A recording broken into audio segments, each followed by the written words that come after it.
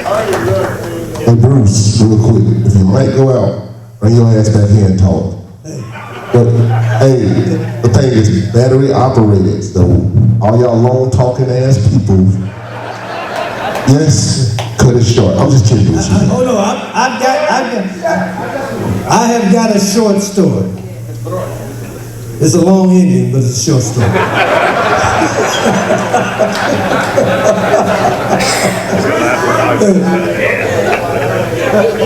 Guys, you know, I have the unique opportunity to come into the Usafe or try to get to the Usafe at a time in my life that it was probably the lowest of any time in my life. I was at Pease Air Force Base and I had just gone through a divorce. And I was the chief of public affairs, and I asked the wing commander, I said, listen, my wife's an officer, I'm an officer, I don't want to be here anymore on this base. I said, is there something else I can do? And he made a phone call over to Milton Hall and found out that they had an opening over there. You heard what I said, Milton Hall. Milton Hall. Milton Hall. And I got a phone call from the director of 3rd Air Force Public Affairs, and called me up and said, hey, I'm looking for a deputy director. I understand that you're interested in coming over here. I said, well, yes, sir, I am. Yeah, I'm interested in leaving Pease and getting out of New England. I'd like to go to Old England. And he told me, he said, listen, he said, I would love to bring you over here, and I've got an opening, but you got to tell me that you're going to tell the 2-star when he asks you that you're not going to play football. You're going to tell the 2-star, me captain up the fronts, is going to tell the 2-star that you want me to play and I'm not going to play. I said, okay, I didn't even know you all had football. I said, you know, I played football all my life. I said, you know, it's always been something I did extracurricular. And it's never gotten in the way of me doing my job.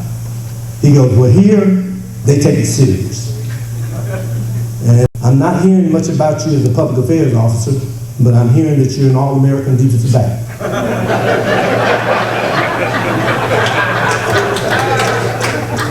I said, well, hey, sir, I'm a pretty good public affairs officer, too. I was Strategic Air Command Public Affairs Officer of the Year. He goes, well, that's not what I'm hearing. Okay. So now I've got a decision to make. I'm not feeling a lot of love here for my job, and this football thing is really starting to get in the way, to be honest with you. I've never had a job that I was going to lose because I played football. Okay? Whereas most of you may understand that, you know, everybody doesn't love football. Okay? You all have probably worked for supervisors that didn't like it. Well, I had to get out of New England because my heart was breaking. Okay, I just need to be away from that environment. And at this point in time, I knew that he wasn't the guy that I needed to work for, so he called me back again, and he goes, have you made up your mind that you're not going to play football? I said, well, sir, listen, I'm not going to ask you to stop doing extracurricular stuff with your wife if you don't ask me to stop doing extracurricular stuff with football. I knew I wasn't going to get the job, so the hell with it. Okay? I may as well get a few shots in. And those of you that know me know that that's what I will do. Okay? I talk shit with the best stuff. What's he gonna do? Make me a captain and put me in Pease Air Force Base? Well, I got a call probably about 3 days later from the wing commander at Lake and Heath. And he told me, he said, listen, I'm firing my public affairs officer.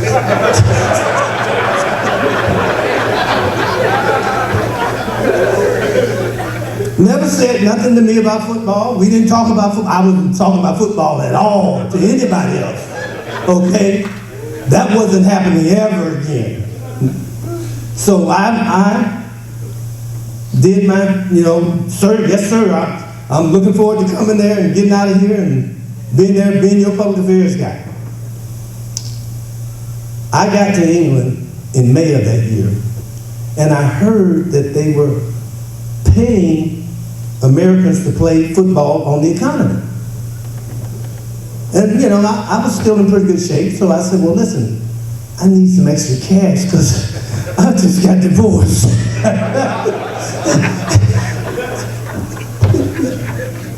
She was eating steak, I was eating bologna. Okay. Child support, alimony. She was the highest paid captain in the Air Force. She got her money and my money. So now I get to Lakenheath, and I'm saying I am not playing. I'm not even going to mention football while I'm here. I've already lost one job about football. So I went and heard about the money that they were paying, a little extra money for playing off on the economy.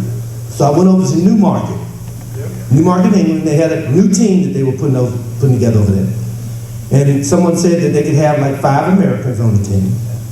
And so I went over there, and I'm thinking, okay, I need the cash. So I'm going to go and try. I went over there and thought, hey, I'd have to interview or do something. Well, the guy asked me immediately, he goes, hey, listen, do you know anything about this game? I said, I know a little about it. He goes, well, I got some extra uniforms. Do you want to practice with us? Sure. I got dressed in a storage room and came back out to the field. While I was there, I had a good day. They put me in the secondary. I was at home there. I ran a lot of the guys there, all of the guys there. And then they put me back to return punts. I returned 4 punts. I haven't been touched yet. Well, it just so happens during that time, during this practice session, there was a young man by the name of Tom McCrory, and he's in the audience today. Tom, right over here, Tom McCrory is from my hometown of Columbus, Georgia. We did not know each other. He was there watching the practice. Little to my knowledge, he went back and told the coach what he saw. And the coach came to my office. Now I got a job now. I'm a public affairs officer. I got my job and I'm happy. And I was not going to talk about football. And he came to his office, Major Barber. He goes, hey, I understand you know a little about football. A little bit. Would you consider coming out? I said, listen, I've already lost one job because of this football thing. I'm not losing this job right here. I like being in charge and I like doing the public affairs thing. Got it. Next thing I know, the wing commander, okay, my boss, called me to his office. I'm thinking I'm about to lose my job again. Well, anyway, the wing commander decided that he says, hey, listen, I understand you play a little football. I said, yes, sir, I do. He goes, would you consider going out for the team? I said, well, do you want me to go out for the team? He goes, if you think you can help the team, or think that your skill set would be enough. I said, well, sir, you're my boss. I'll do whatever you say. If you tell me to go out for the team, I'll go out for the team. He said, well, I love football, and I'm not immune to it. And you're still a grad, and I'm a VMI grad, but that doesn't mean nothing here. We're on the same team. VMI was our rivals.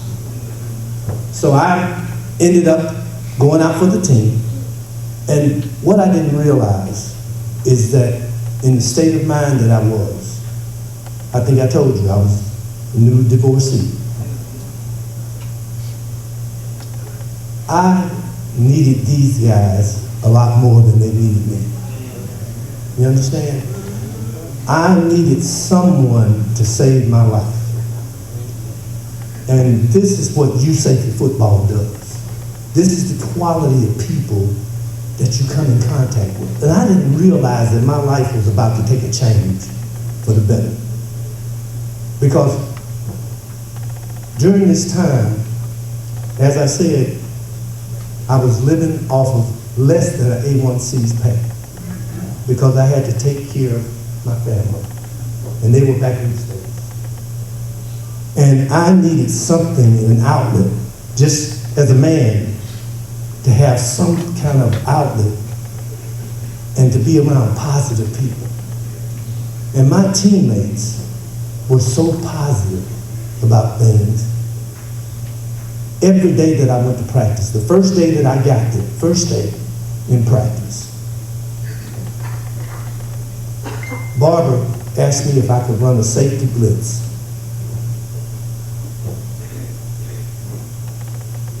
I ran that safety blitz, knocked out the quarterback. And though I was sorry that I had done that, I didn't realize just how much I needed that. I needed it, okay? I needed to be successful at something because I had been a failure at a lot of things, okay? That's when Captain Crunch was born. I went from being Captain Alexander to Captain Crunch, and everybody on the base called me that. That was, you would have thought that was my last name. Okay, I had a woman that didn't play football. She goes, "Hey, Mr. Crunch."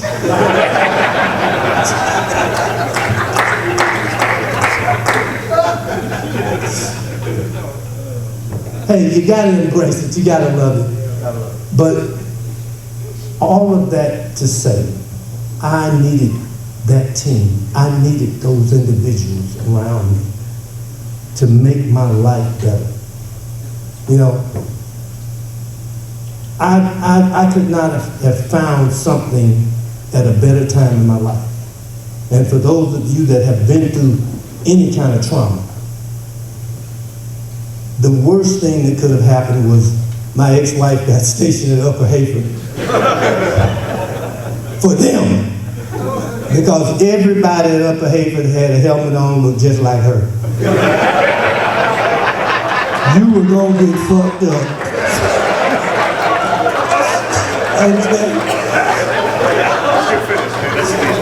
There was nobody that was gonna be spared. Okay? If you had a helmet on and you on the opposite team, you look just like my ex-wife. So please don't take it personal, but it was one of those things that just happened to happen. I love women, but if you look like my ex-wife, you on the team. So, like I said, winning the awards, winning the championships, that was all well and good, but I would have loved it whether we won anything at all. Because of the quality of men, and they made me a better leader. Being around them, everything about them was principled leadership. And people treated you with respect because of the work that you put in. Not because of what you wore on your collar. I was not respected because of what I wore on my collar, nor was I expected to be that way. My father was a master sergeant. He had already taught me, get in the pocket of the person with the most stripes and understand that they're going to take care of you. Okay? You're not there to be the smartest person in the room. You're there to listen. And that was the way that I was brought up. So being with these gentlemen on that team, in this league, the men that I got to be a part of and they got to know, and they got to know me, it saved my life. Yes, I won the 3rd Air Force Public Affairs Officer of the Year because I was trained by you all to be the same person in that office that I was on that field. Okay? Same person in my office to lead by example as I was on the field. So it's all synonymous. And the things that we experience, the things that you were made better because of the men that you work with out there, your work ethic became better. Okay? You understood what it was. The harder you worked, the more luckier you got. And it transitioned into your office. So, I want to thank you all for being here.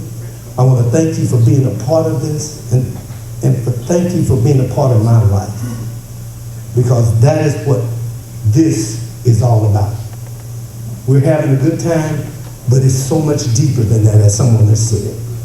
Okay, so please understand, talk and continue to reach out to those, because they need to continue to experience what we have here tonight. You don't know how you're going to help change somebody's life, the things that they're going through, because if they're not here, there's something that's happening in their lives that's keeping them from being here. Okay, so please understand, you have an obligation to continue to pick up the phone. Don't send them a damn email. Pick up the phone and call them. See how they're doing. Those of you that know Daniel Harrison, Tank. Tank was all Usafe 4 years in a row on the line. 4 years. Tank can hardly walk right now. Okay?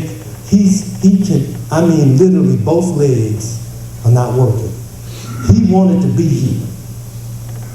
Okay? If you know him and if you want his number, let me know so you can reach out and touch him. Okay? He is one of the special comrades that we need to be reaching out to. And there are hundreds of others out there. Because like I said, if they're not here, it's something wrong or something happening in their lives that they need your help. Okay? So that's my message to you. Usafe will continue to save lives. We've got to be our brother's keepers. All right? I'm sorry, sir? No, I don't want to talk about Calvin Hayes. I'm sorry. That's some things I can't touch that because that's not it's a very sensitive area, okay? And it's one of those that we need to some things we just need to leave where they are, okay? And I'm not going to touch that one here in this audience. If somebody wants to know, they're more than welcome to talk to me offline. But I won't talk about that in public. Okay? I'm done.